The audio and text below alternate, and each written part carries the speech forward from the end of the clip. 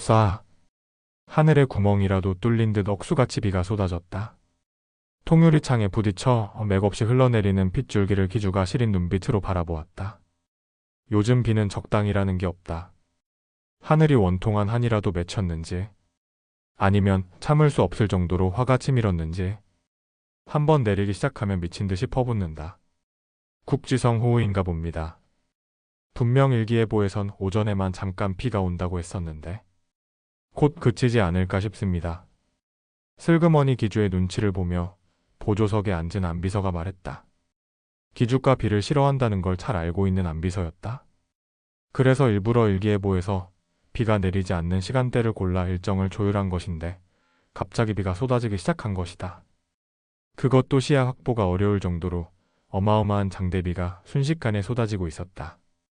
이런 비에는 섣불리 움직이지 않는 것이 좋다. 사고 예방을 위해 차를 적당한 곳에 잠시 정차하고 비가 그치기를 기다리기로 했다. 아무래도 기주의 정신적인 안정을 위해 카페인이 필요할 것 같았다. 주변을 검색하던 안비서가 바로 옆에 있는 카페를 발견했다.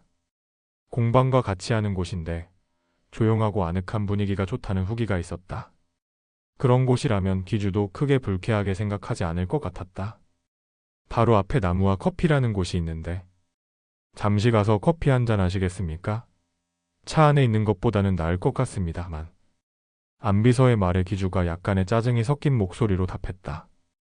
이런 촌구석에 좋은 원두가 있을 리도 없고 괜히 입맛만 버리는 거 아니야? 말은 그렇게 하면서 기주가 손을 들어 흔들었다. 내리라는 말이었다. 카페인의 유혹을 떨쳐내지는 못하겠던 모양이다. 안도의 한숨을 내쉬며 안비서가 서둘러 보조석 문을 열고 내렸다. 그가 큰 우산을 펼쳐들고 뒷문으로 다가갔다. 덜컥? 안비서가 손잡이에 손을 뻗기도 전에 문이 먼저 열렸다. 안비서가 얼른 옆으로 비켜서며 우산을 든 손을 쭉 뻗었다. 기주가 비에 맞지 않게 하려고 안비서는 최선을 다했다. 하지만 비가 너무 많이 내려 우산은 거의 무용지물이었다. 젠장.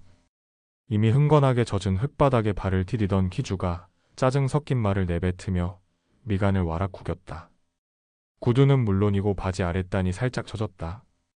비가 이렇게 오는데 옷이 젖지 않을 수는 없었다. 그걸 알면서도 기주가 짜증을 낸 건 갑작스러운 비로 일정이 틀어진 탓이었다. 새 가구 디자이너의 영입을 위해 전시회를 가던 길이었다.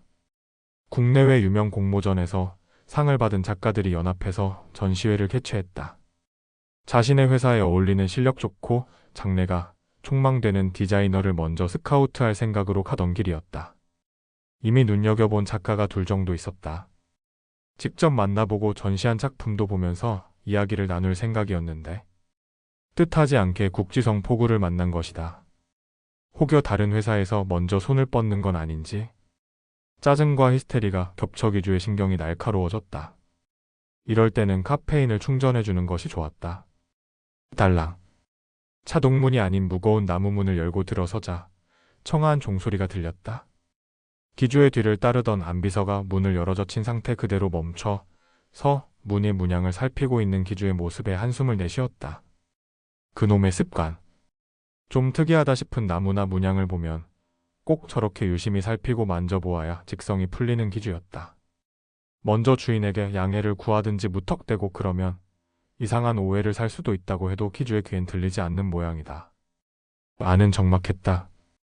손님이 아무도 없는 듯 했고 창밖에서 들리는 빗소리가 음악을 대신하여 어쩐지 고즈넉한 분위기를 연출했다. 카페 안은 각각의 다른 모양의 의자와 테이블, 여러 가구와 나무로 만든 인테리어 소품들이 즐비했다. 딱 남기주가 좋아할 만한 것들로 가득 채워진 곳이었다. 안쪽에서 소리를 듣고 걸어 나오는 주인에게 안비서가 웃으며 다가갔다.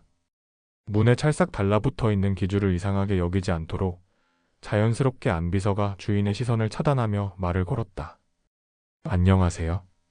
날씨가 참 요란하네요. 갑자기 폭우라니. 안비서의 너스레 이영이 엷게 웃으며 고개를 살짝 숙여 인사했다.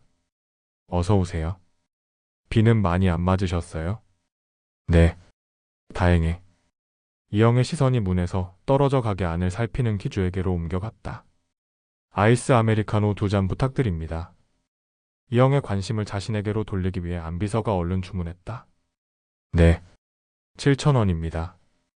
드시고 가실 건가요? 네. 아무래도 비를 좀 피했다가 가야 할 것 같아서요. 여기? 안비서가 지갑에서 카드를 꺼내 내밀었다. 이영이 그것을 받아 계산하고 영수증과 함께 돌려주었다. 자리에 앉아서 기다리시면 가져다 드릴게요. 아, 감사합니다.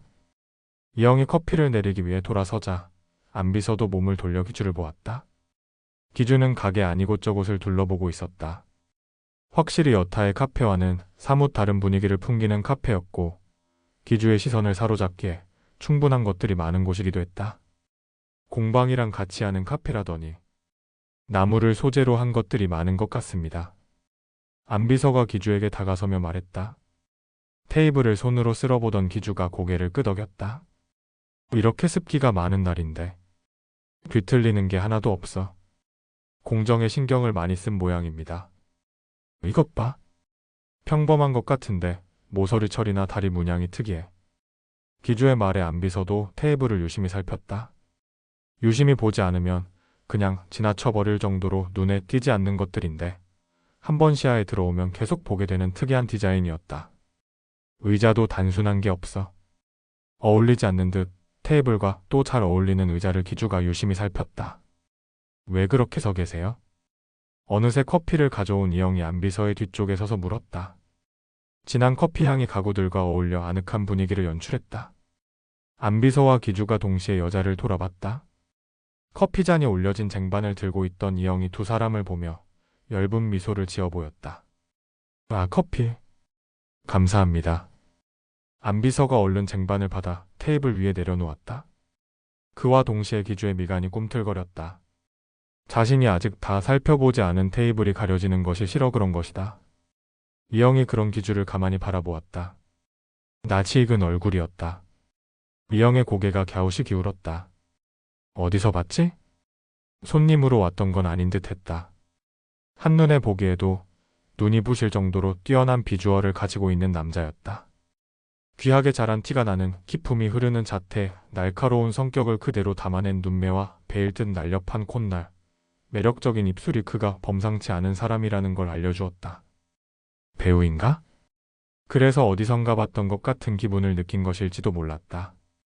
손님들이 편하게 쉬면서 커피를 마실 수 있도록 이영이 자리를 뜨기 위해 몸을 돌렸다.